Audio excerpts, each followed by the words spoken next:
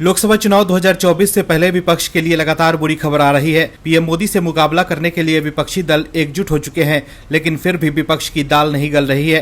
Rahul Gandhi PM Modi को पानी P P कर कोसते हैं, अपमानजनक भाषा का इस्तेमाल करते हैं, लेकिन पीएम मोदी के साथ देश के लोग चट्टान की तरह खड़े हैं। यही वजह है कि राहुल गांधी की राजनीतिक लॉन्चिंग फेल हो जा रही है और अब 2024 से पहले ऐसी खबर आई है जिससे मोदी सरकार फ्रंट फुट पर है, तो वहीं विपक्ष के लिए बोलना मुश्किल हो गया है। दरअसल सुप्रीम कोर्ट की संवैधानिक पीठ ने आज यानी 11 दिसंबर को अनुच्छेद 370 पर सुनवाई करते हुए ऐतिहासिक फैसला सुनाया है। सुप्रीम कोर्ट ने कहा है कि आर्टिकल 370 को बेअसर कर नई व्यवस्था से जम्मू कश्मीर को बाकी भारत के साथ जोड़ने की प्रक्रिया मजबूत हुई है। आर्टिकल 370 हटाना संवैधानिक रूप से वैध है, मतलब जम्मू कश्मीर से आर्टिकल 370 हटाने के केंद्र सरकार के फैसले पर सुप्रीम कोर्ट ने भी मुहर लगा दी है। वहीं सुप्रीम कोर्ट के इस फैसले का स्वागत करते हुए पीएम मोदी ने #नया जम्मू कश्मीर हैशटैग के साथ ट्वीट करते हुए कहा है कि अनुच्छेद 370 को निरस्त करने पर आज का सुप्रीम कोर्ट का फैसला ऐतिहासिक है और 5 अगस्त 2019 को भारत की संसद द्वारा लिए गए फैसले को संवैधानिक रूप से बरकरार रखता है। इसके अलावा भी विपक्ष के लिए और भी कई बुरी खबर आई है, वो भी आपको बताएंगे इस खबर में, तो बने रहिए हमारे साथ वीडियो में अंत तक और देखिए हमारी ये खास रिपोर्ट। आम आदमी पार्टी की आदत हो गई है बिना बात के शोर वाली राजनीति करने की। आपके नेताओं को कुछ पता होता नहीं, बस बिना मतलब के केंद्र सरकार को बदनाम करते रहो। पहले दिल्ली के सीएम अरविंद केजरीवाल ऐसा करते थे और अब पंजाब के सीएम भगवंत मान ऐसा कर रहे हैं। करें भी क्यों ना, मान साहब ने भी तो केजरीवाल से ही ट्रेनिंग ली है, तो वह भी उसी नक्शे कदम पर चल रहे हैं। आम आदमी पार्टी की जब दिल्ली में सरकार बनी थी तो वह कहते थे कि हम काम इसीलिए नहीं कर पा रहे हैं क्योंकि दिल्ली एक पूरा राज्य नहीं है, यहाँ की केंद्र सरकार हमें काम नहीं करने दे रही है, ना पैसा दे रही है। हमें एक पूरे राज्य का शासन मिले तब हम दिखाते हैं कि कैसे चलता है शासन। तो पंजाब के लोगों ने दे दिया शासन, तो वहां भी ढाक के 3 बात ही हो गई आम आदमी पार्टी। भगवंत मान वहां भी सरकार बनाने के बाद दिल्ली वाला टेप बजाने लगे कि सरकार पैसा नहीं दे रही है, लेकिन अब पंजाब की भगवंत मान सरकार के झूठ से पर्दा हट चुका है। दोस्तों, मान सरकार को केंद्र ने जितना पैसा दिया था अभी तक मान सरकार वह खर्च भी नहीं कर पाई है। भीषण आर्थिक संकट का सामना करने वाली पंजाब की आम आदमी पार्टी की सरकार केंद्र से मिले 8,000 करोड़ रुपए को खर्च नहीं कर पाई है। खबर के मुताबिक अब मुख्यमंत्री भगवंत मान ने अपने सचिवों से ऐसे जुगाड़ सोचने को कहा है कि जिससे ये पैसा केंद्र को लौटाना न पड़े। पंजाब की सरकार को ये धनराशि केंद्र से विकास कार्यों के लिए मिली थी। वित्त वर्ष 2023-24 के लगभग 8 महीने बीत जाने के बाद भी इसमें से पंजाब सरकार मात्र 3,000 करोड़ ही खर्च कर पाई है। ये स्थिति तब है जब आए दिन भगवंत मान केंद्र से नए फंड मांगते रहते हैं। पंजाब की खराब आर्थिक स्थिति के चलते भगवंत मान यहां तक ये भी कह चुके हैं कि उन्हें केंद्र सरकार उनके द्वारा लिए गए कर्जों का 5 साल न लौटाने की छूट दे, मगर जितना पैसा केंद्र सरकार से मिल रहा है उनके अधिकारी उसे ही खर्च नहीं कर पा रहे हैं और मान से ये शिकायत कर रहे हैं कि केंद्र उन्हें पैसा नहीं दे रहा। ऐसे में अब सरकार और आम आदमी पार्टी पर कई सवाल उठ रहे हैं।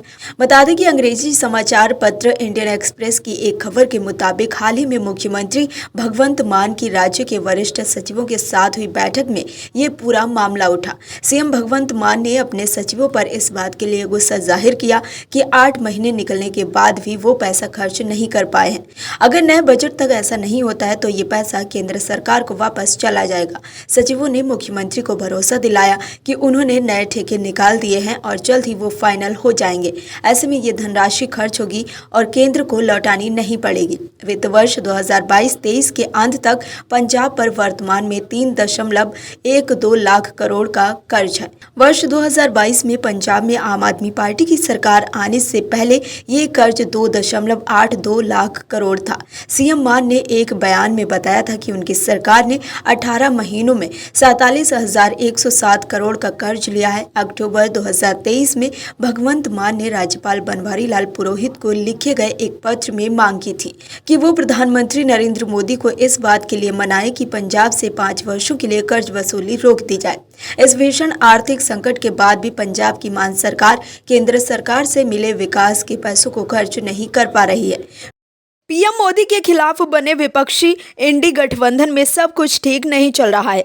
विधानसभा चुनाव में भी विपक्षी दल के बड़े नेता एक दूसरे को ही एक्सपोज करने में लगे हुए थे और अब लोकसभा चुनाव से पहले भी यही होता दिख रहा है। पीएम मोदी की मजबूत छवि से मुकाबला करने के लिए विपक्ष एकजुट हो चुके हैं, क्योंकि विपक्षी दलों को भी पता है कि उनके लिए अकेले मोदी से मुकाबला करना संभव नहीं है। ऐसे में अपना अस्तित्व बचाने के लिए विपक्षी दल एकजुट हो चुके हैं, लेकिन फिर भी विपक्ष की दाल नहीं गल पा रही है। देश की समकालीन राजनीति में ऐसे राजनीतिक दल हैं जो राष्ट्रहित से ऊपर अपने निजी हित को पहले रखते हैं, लेकिन पीएम मोदी के बड़े राजनीतिक कद से घबराकर सभी विपक्षी दल एक दूसरे के साथ तो आ गए हैं, लेकिन उनके मन में दबी हुई राजनीतिक इच्छाएं बीच बीच में कुलाचे तो मारती ही हैं, जिसके कारण इंडी गठबंधन के सभी घटक दल बीते 5 राज्यों के चुनाव में एक दूसरे के खिलाफ बाहें चढ़ा रही थी।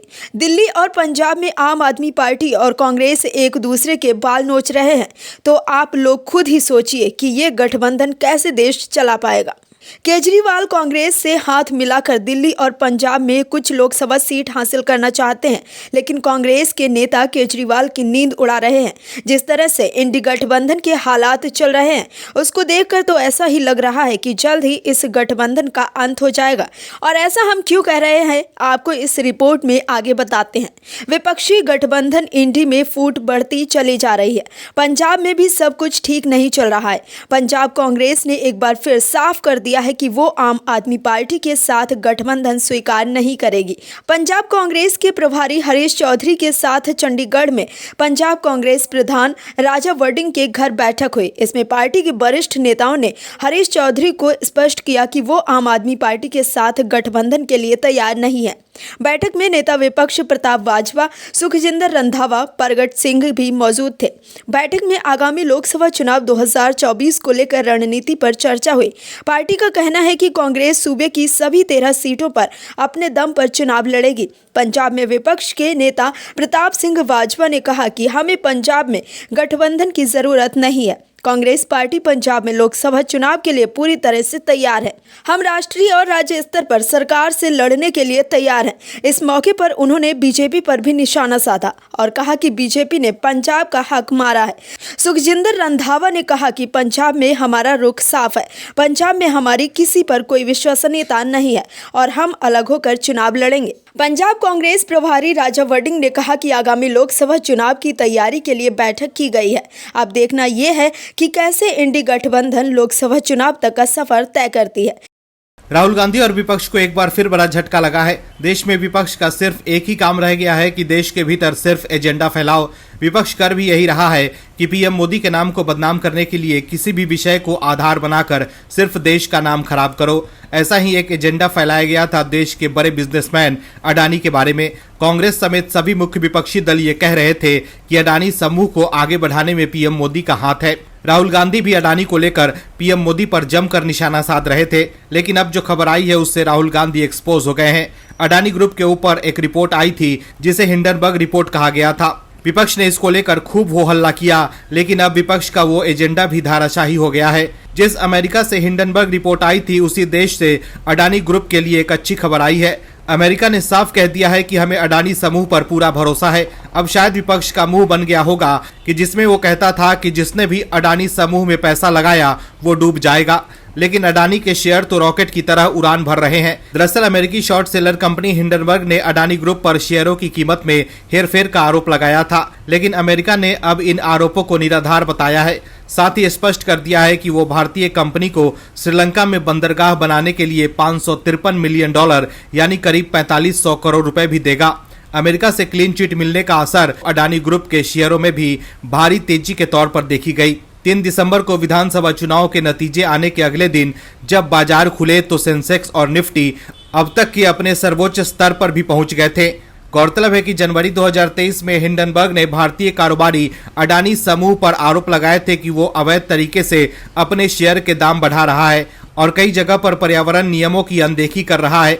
अडानी समूह पर इतिहास का सबसे बड़ा गड़बड़झाला करने का आरोप लगाया गया था। इसके पश्चात भारत में भी विपक्ष ने अडानी समूह पर काफी हल्ला मचाया था, लेकिन अमेरिकी सरकार के इंटरनेशनल डेवलपमेंट फाइनेंस कॉरपोरेशन ने अपनी जांच में इन आरोपों को निराधार पाया है। वहीं मीडिया रिपोर्ट में बताया गया है कि अमेरिकी अधिकारियों का यह भी कहना है कि हिंडनबर्ग के आरोपों का कोई असर अडानी पोर्ट में निवेश पर नहीं पड़ेगा। अडानी समूह की ये कंपनी श्रीलंका में नए पोर्ट के विकास का प्रोजेक्ट देख रही है। इसके विकास के लिए अमेरिका सरकार ने $553 मिलियन यानी लगभग 4.5 हजार करोड़ रुपए के निवेश की बात कही है। अडानी समूह कोलंबो बंदरगाह पर एक नए टर्मिनल पोर्ट का निर्माण कर रही है। इस टर्मिनल का लक्ष्य बढ़ती अर्थव्यवस्था की तरफ जाने वाले समुद्री यातायात को बढ़ावा देना है। गौरतलब है कि श्रीलंका में प्रभाव को लेकर भारत और चीन आमने सामने हैं। विपक्ष को लगता था कि वो पीएम मोदी को बदनाम करेंगे और चुनाव जीत जाएंगे, लेकिन आप लोग खुद ही देख लीजिए, ना विपक्ष चुनाव ही जीत पा रहा है और ना ही उनकी एजेंडा वाली राजनीति ही काम कर रही है। अडानी को लेकर अमेरिका से जो खबर आई है वो विपक्ष और राहुल गांधी के लिए किसी झटके से कम नहीं है। देश का विपक्ष पीएम मोदी को बदनाम करने के लिए हर दिन कुछ न कुछ आरोप लगाता रहता है, लेकिन लोग पीएम मोदी के साथ खड़े हैं।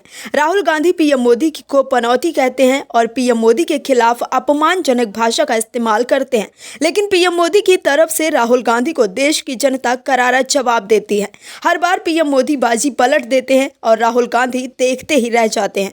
कहते हैं ना कि दुनिया लाख बुरा चाहे तो क्या होता है, वही होता है जो मंजूर खुदा होता है। पीएम मोदी को तमाम बदनाम करने की कोशिशों के बाद भी पीएम मोदी चट्टान की तरह अडिग हैं, भले ही वह राजनीतिक स्तर पर हो या उनकी राजनीतिक छवि की बात हो। पीएम मोदी के सामने विपक्ष के नेता बौने ही नजर आते हैं। ये बात फिर से पीएम मोदी ने साबित कर दी है। सबसे लोकप्रिय वैश्विक नेता के तौर पर भारत के प्रधानमंत्री नरेंद्र मोदी का एक बार फिर दुनिया भर में जलवा देखने को मिला है। मॉर्निंग कंसल्ट के एक सर्वेक्षण में बताया गया है कि प्रधानमंत्री नरेंद्र मोदी ने 76% अप्रूवल रेटिंग के साथ एक बार फिर से दुनिया के सबसे लोकप्रिय नेताओं की सूची में अपना पहला स्थान पक्का किया है। पीएम मोदी ने अमेरिकी राष्ट्रपति जो बाइडेन समेत दुनिया के सभी दिग्गजों को पीछे छोड़ दिया है। इस सर्वे में जो सबसे खास बात नजर आई वो ये है कि भारत के साथ संबंध खराब करने वाले कनाडा के जस्टिन ट्रूडो लिस्ट में टॉप 10 से भी बाहर हो गए हैं। ट्रूडो इस सूची में 13वें पायदान पर खिसक गए हैं। ग्लोबल लीडर अप्रूवल सर्वेक्षण के अनुसार पीएम नरेंद्र मोदी की अप्रूवल रेटिंग सूची में दूसरे स्थान पर काबिज मैक्सिको के राष्ट्रपति एंड्रेस मैनुअल लोपेज ओब्रेडोर से 10% अधिक है। अमेरिकी राष्ट्रपति जो बाइडेन 37% की अप्रूवल रेटिंग के साथ सूची में 8वें स्थान पर है। रेटिंग के अनुसार स्विट्जरलैंड के राष्ट्रपति एलन वर्सेंट 58% अप्रूवल रेटिंग के साथ तीसरे पायदान पर काबिज है। इस सर्वे में इटली की प्रधानमंत्री जॉर्जिया मेलोनी को लोकप्रियता में भारी इजाफा देखने को मिला है। वो सबसे लोकप्रिय नेताओं की लिस्ट में 6ठे स्थान पर आ गई है। पीएम मोदी की रेटिंग ऑस्ट्रेलियाई पीएम एंथनी अल्बनीस, कनाडाई प्रधानमंत्री जस्टिन ट्रूडो सहित अन्य नेताओं से आगे है। वहीं दुनिया के सबसे लोकप्रिय नेताओं की सूची में पीएम मोदी के पहले स्थान पर रहने पर बीजेपी के राष्ट्रीय प्रवक्ता शाहजाद पूनावाला ने कहा कि हाल ही में हुए विधानसभा चुनावों के नतीजों के बाद अंतर्राष्ट्रीय सर्वेक्षण में भी मोदी की गारंटी और जादू को सराहा गया है। वहीं गृहमंत्री अमित शाह ने पीएम मोदी की इस उपलब्धि पर बधाई दी। उन्होंने एक्स पर कहा कि मॉर्निंग कंसल्ट सर्वे से पता चलता है कि पीएम नरेंद्र मोदी के वैश्विक नेताओं के बीच की लोकप्रियता बेजोड़ बनी हुई है। ये न केवल विदेश नीति में मोदी सिद्धांत की सफलता का प्रमाण है, बल्कि लाखों लोगों को गरीबी से बाहर निकालने में पीएम मोदी की उपलब्धियों, उनके जीवन स्तर में सुधार के निस्वार्थ प्रयासों और लोगों के उनके प्रति अटूट विश्वास की वैश्विक मान्यता भी है। Bureau report OMH news. और भी वीडियोस देखने के लिए चैनल को सब्सक्राइब करें और बेल आइकन को दबाएं।